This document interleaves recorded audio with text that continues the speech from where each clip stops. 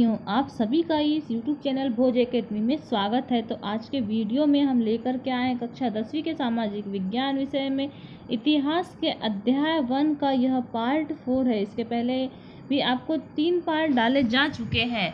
तो देखिए कि इस वीडियो में हम बता रहे हैं कि क्रांतिकारी, जब 1815 में यूरोप में बुर्बा वंश का शासन आया तो बुर्बा वंश की समाप्ति के लिए कुछ क्रांतिकारी लोग उभर करके सामने आए। तो देखिए कि 1815 के बाद के वर्षों में दमन के भय ने अनेक उदारवादी राष्ट्रवादियों को भूमिगत कर दिया। बहुत सारे यूरोपीय राज्यों में क्रांतिकारियों को प्रशिक्षण देने और विचारों का प्रसार करने के लिए गुप्त संगठन उभर कर सामने आए।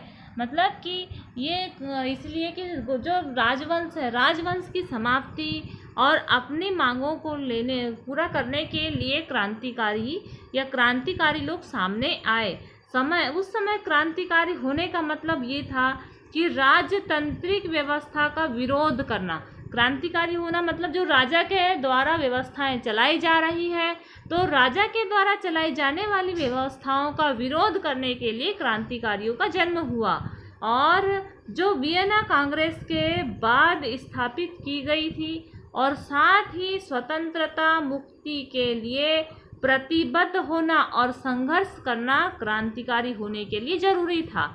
ज़्यादातर क्रांतिकारी जो राष्ट्र थे, तो ज़्यादातर क्रांतिकारी राष्ट्र राज्यों की स्थापना को आज़ादी के उस संघर्ष के लिए अनिवार्य हिस्सा मानते थे। तो ये क्रांतिकारी इसी उद्देश्य से इनका जन्म हुआ कि जो राजा के द्वारा निरंकुश सत्ता चलाई जा रही है, तो उसके अंत करने के लिए क्रांतिकारी का जो संगठन है उसका जन्म हुआ। तो इन क्रांतिकारी संगठनों में एक मुख्य क्रांतिकारी, तो इटली के जो क्रांतिकारी थे, इटली का क्रांतिकारी जोसेपी मैत्सिनी का जन्म। तो जोसेपी मैत्सिनी ये इटली के प्रमुख क्रांतिकारी थे और जोसेपी मैत्सिनी का जन्म हुआ था 1807 में जेनोवा में हुआ था। तो तुमको यदि आप लोगों को यदि यह क्वेश्चन आए, खालिस्तान में आ जाए या सही विकल्प में आ जाए कि जोसेपी मैत्सिनी का जन्म किस देश में हुआ था, तो यह इटली में हुआ था। इनका जन्म कहाँ हुआ था, तो जेनेवा में हुआ था। कब हुआ था, तो 1807 में हुआ था। और ये जोसेपी मैत्सिनी एक क्रांतिकारी थे। जोसेपी मैत्सिनी कार्बोनारी के गुप्त संगठन का एक सदस्य था और 24 वर्ष की युवावस्था में लुगुनिया से क्रांति करने के लिए इसे बहिष्कृत कर दिया गया था। मतलब इन्होंने लुगुनिया से क्रांति की, लुगुनिया राज्य से क्रांति करने के कारण इन्हें वहां से बहिष्कृत कर दिया गया था। तत्पश्चात उसने 2 भूमिगत संगठनों की स्थापना की। तो जो जोसेपी मैत्सिनी थे, इन्होंने 2 संगठन बनाए। पहला था मार्सेई, तो यह पहला संगठन था मार्सेई, इसे यंग इंडिया के नाम से जाना जाता है। और दूसरा वर्ण में यंग यूरोप, जिसे क्या कहा गया, तो यंग यूरोप, जिसके सदस्य, तो ये जो यंग यूरोप और यंग इटली है, इसके जो सदस्य हैं वे हैं पोलैंड, फ्रांस और इटली और जर्मनी। तो ये जो 2 संगठन बने थे, इनके सदस्य कौन है, तो पोलैंड है, फ्रांस है, इटली और जर्मनी राज्यों में समान विचार रखने वाले युवा थे। मैत्सिनी का विश्वास था कि ईश्वर की मर्जी के अनुसार राष्ट्र ही मनुष्य की प्राकृतिक इकाई थी। अतः इटली छोटे राज्यों और प्रदेशों के पैबंदों की तरह नहीं रह सकता। मतलब इटली छोटे छोटे राज्यों की तरह नहीं रह सकता। इसे क्या करना पड़ेगा, तो इसे आपस में जोड़ करके एक गठबंधन के अंतर्गत एकीकृत गणतंत्र बनाना होगा। तो यदि आपको जोसेपी मैत्सिनी के बारे में टिप्पणी आई तो आप इसे नोट करना है, आपको जितने पॉइंट बताए गए हैं। उसके बाद देखिए कि इन्होंने एक एकीकृत इटली का सपना देखा और एकीकृत इटली की स्थापना भी की। और उसने एक मॉडल की तरह देखा, जो जर्मन, फ्रांस और स्विट्जरलैंड और पोलैंड में गुप्त संगठन कायम किए गए थे। और मैसनी द्वारा राजतंत्र का घोर विरोध और प्रजातांत्रिक जो गणतंत्र है उसके स्वप्न ने मैसनी रूढ़िवादियों को हरा दिया और मेटरनिख ने इसे हमारी सामाजिक व्यवस्था का सबसे खतरनाक दुश्मन बताया। तो जो मैसनी को मेटरनिख ने क्या बोला कि हमारी सामाजिक व्यवस्था का सबसे खतरनाक दुश्मन है। तो देखिए कि जोसेफी मैत्सनी जो एक क्रांतिकारी थे, और ये कहाँ के थे, तो इटली के क्रांतिकारी थे। इनका जन्म 1807 में जेनेवा में हुआ था और ये कार्बोनारी एक गुप्त संगठन है, तो उसके सदस्य थे। तो किसके कौन से संगठन के सदस्य थे, तो कार्बोनारी गुप्त संगठन के सदस्य थे। 24 साल की उम्र में युवावस्था में इन्हें लुगुनिया से क्रांति करने के लिए उस स्थान से इन्हें बर्खास्त कर दिया गया था। उसके बाद इन्होंने क्या किया, तो 2 भूमिगत संगठनों की स्थापना की। पहला था मार्सेई में यंग इंडिया और दूसरा बर्न में यंग यूरोप। और यंग इंडिया और यंग यूरोप के सदस्य कौन थे, तो यंग इंडिया और यंग यूरोप के सदस्य थे पोलैंड, फ्रांस, इटली और जर्मनी। और मैसनी का विश्वास क्या था, तो मैसनी का विश्वास था कि सारे कार्य ईश्वर की मर्जी के अनुसार होते हैं और मनुष्य ही प्राकृतिक इकाई है। और मैसनी ये चाहते थे कि इटली छोटे छोटे राज्यों में या छोटे छोटे टुकड़ों में न रह करके एक एकीकृत इटली का गठन होगा, तब ही राष्ट्र का विकास हो सकता है। और इन्होंने इटली का जो मॉडल है जर्मनी, फ्रांस और स्विट्जरलैंड और पोलैंड की तरह बनाया।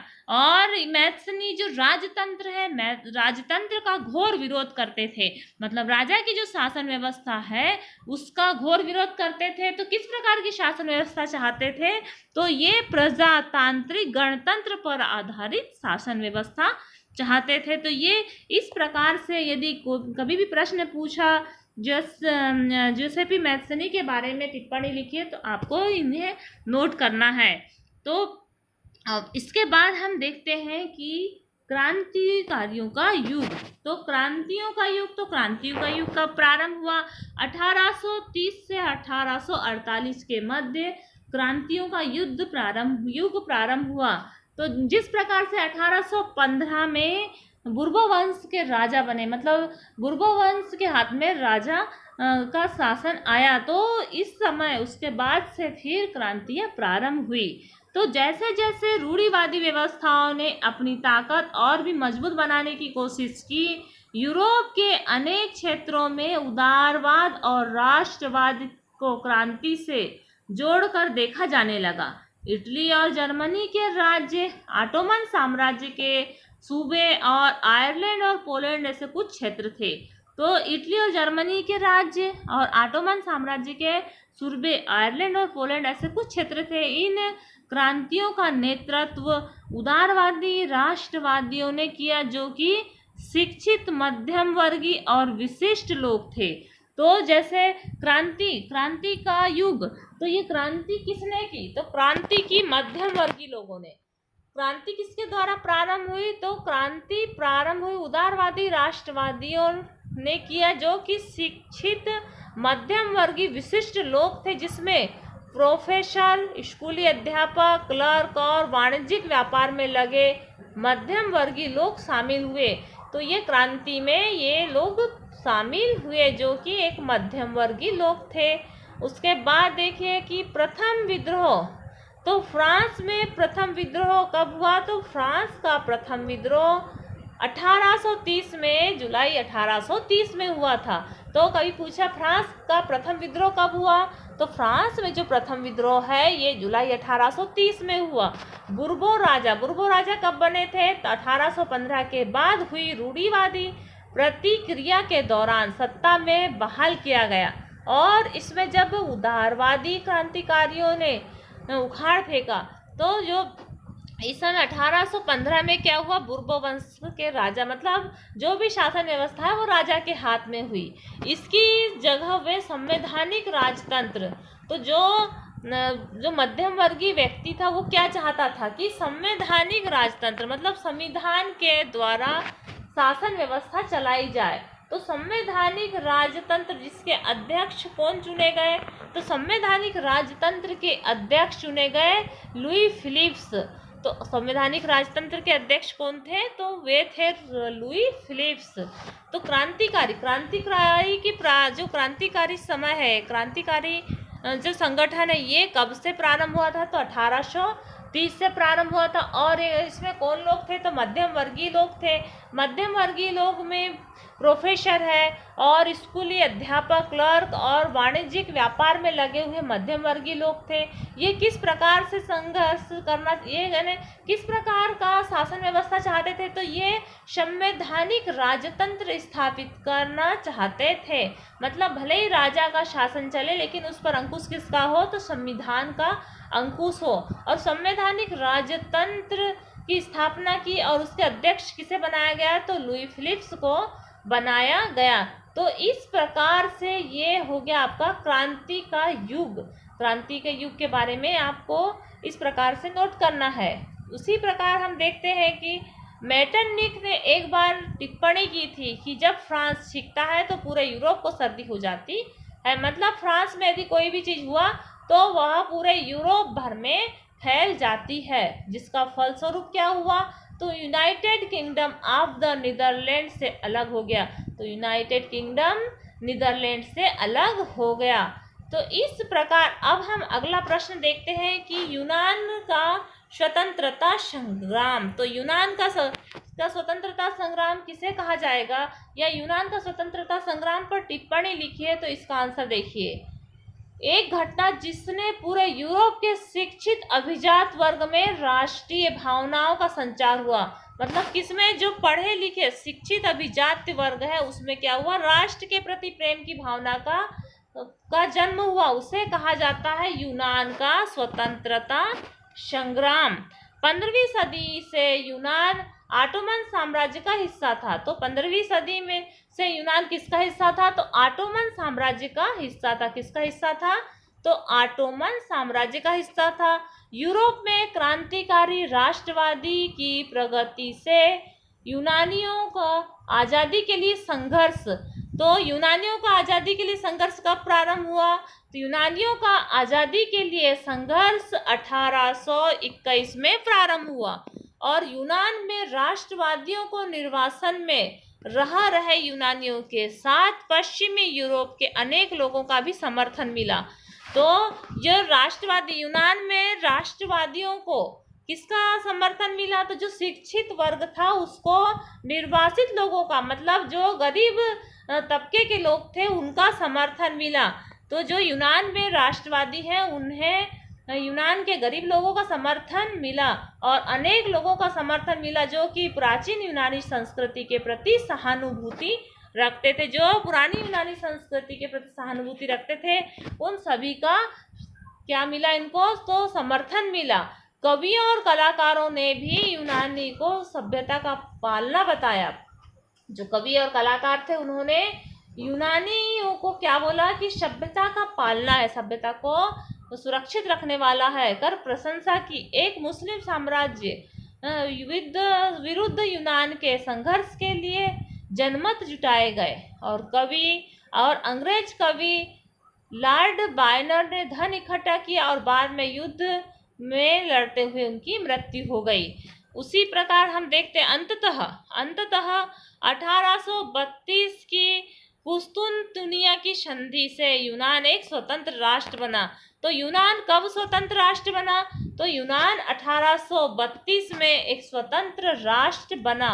किसके संधि से, तो कुस्तुनतुनिया की संधि के बाद में। तो आपको यूनान का स्वतंत्रता संग्राम के बारे में ये नोट करना है कि शिक्षित अभिजात वर्ग में राष्ट्रीय भावनाओं का संचार हुआ और इससे क्या हुआ, 15वीं सदी में यूनान ऑटोमन साम्राज्य का एक हिस्सा था। यूरोप में क्रांतिकारी राष्ट्रवाद की प्रगति से यूनानियों द्वारा आज़ादी के लिए संघर्ष। तो यूनानियों के द्वारा आज़ादी के लिए संघर्ष कब प्रारंभ हुआ, 1821 में प्रारंभ हुआ और यूनान में राष्ट्रवादियों को निर्वासन में रह रहे यूनानियों के साथ मिला। तो जो यूनान के राष्ट्रवादी थे उन्हें यूनान में रहने वाले निर्धन वर्ग का समर्थन मिला, और ऐसा समर्थन मिला जिसे कि प्राचीन यूनानी संस्कृति को के प्रति सहानुभूति रखते थे। तो जो लोग प्राचीन यूनानी संस्कृति के प्रति सहानुभूति रखते थे उनके बीच उनका जो क्या मिला, प्राचीन यूनानी संस्कृति के प्रति जो सहानुभूति रखते थे उन्होंने यूनानी राष्ट्रवादियों का समर्थन किया। जो शिक्षित वर्ग थे, जो मध्यम वर्गीय शिक्षित वर्ग थे, उनका समर्थन किया। इस प्रकार से यूनान एक 1832 में कुस्तुनतुनिया की संधि से स्वतंत्र राष्ट्र बन गया। तो इस प्रकार हमने आपको यूनान का स्वतंत्रता संग्राम और उसके पहले हमने आपको क्रांतिकारी को जूसेपी मैस्नी के टिप्पणी के बारे में बताया और क्रांतिकारियों के युग के बारे में आपको जानकारी दी। आने वाले वीडियो में हम इससे आगे का अध्याय जो कि रूमानी कल्पना और राष्ट्रीय भावना के बारे में विस्तार से जानकारी देंगे। तो लगातार वीडियो को प्राप्त कीजिए, और आपने यदि इस चैनल को सब्सक्राइब नहीं किया है तो आप इस चैनल को सब्सक्राइब करें और बेल आइकन दबाएं, और वीडियो को अधिक से अधिक छात्र छात्राओं तक शेयर करें ताकि इस कोरोना काल में उन सभी की पढ़ाई जारी रहे। धन्यवाद।